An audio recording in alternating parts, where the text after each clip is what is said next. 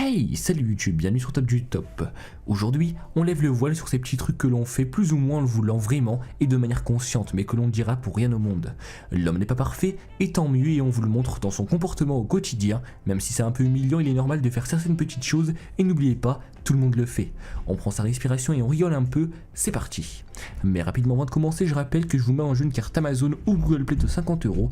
Pour participer, c'est simple, il vous suffit de lâcher un pouce bleu, lâcher un commentaire en rapport avec la vidéo. Je rappelle que je la mets en jeu uniquement si on atteint les 300 likes avant minuit. Alors je compte sur vous, je sélectionnerai une personne parmi tous les commentaires et j'annoncerai le gagnant en public dans la prochaine vidéo si on atteint les 300 pouces bleus avant minuit. Alors je compte sur vous, c'est parti.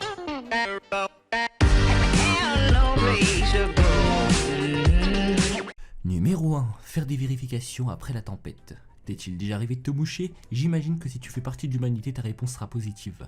Tout le monde se mouche, c'est normal, naturel et salvateur. Personne n'a honte de déverser sa morve dans un bout de papier enrichi à l'aloe vera. Personne ne se bouche les oreilles en signe de protestation face au grondement et autres râles du nez qui souffrent. Personne. Par contre, je peux t'assurer qu'un bon paquet de gens regardent le fond de leur mouchoir, mais ça se fait discrètement. L'humanité n'est pas encore prête à affronter ses mucosités, tout le monde part du principe que l'humain se mouche et jette l'objet du délit dans une corbeille. Pourtant, il passe souvent par une étape intermédiaire afin d'attester du bon fonctionnement de son système immunitaire. Alors attention que celle ou celui qui n'a jamais lancé un regard désemparé à son mucus couleur citron me jette la première pierre en commentaire. Numéro 2, ignorer quelqu'un dans la rue pour éviter un petit dialogue sans fin. Allez, que les mauvaises langues se délient. Si, souviens-toi de ton voisin, ancien prof ou collègue de travail que tu as clairement identifié l'autre fois dans la rue mais que tu aurais préféré ne pas voir.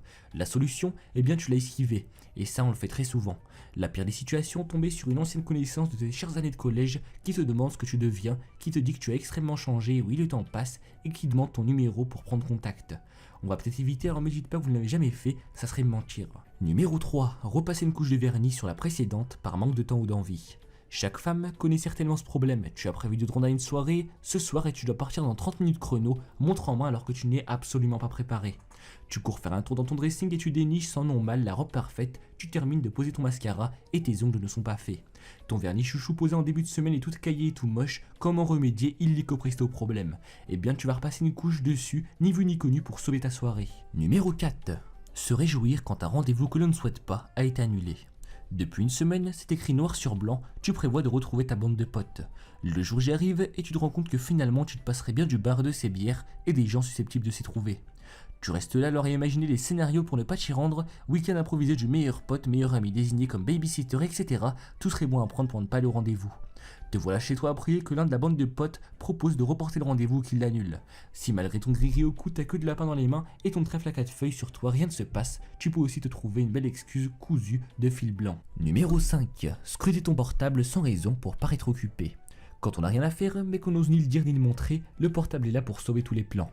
Au bureau, dans le métro, au café, au McDo solo, tout est bon pour montrer qu'on a une vie très remplie et une solide bande d'amis. Ça marche aussi pour ne pas se lancer dans des discussions avec des inconnus ou pour éviter certaines personnes en leur montrant clairement qu'on n'a pas une minute pour soi et qu'on est très occupé. Le top 5 touche à sa fin, je vous invite à lâcher un gros pouce blanc en bas de la vidéo si ça vous a plu, n'oubliez pas de lâcher un commentaire et de partager la vidéo et pourquoi pas même participer au concours que j'ai lancé en début de vidéo. Je rappelle que si on a les 300 likes avant minuit, eh bien je mets en jeu une carte Amazon ou Google Play de 50 €. En attendant, on vous donne rendez-vous demain à la même heure pour un prochain top. Ciao ciao.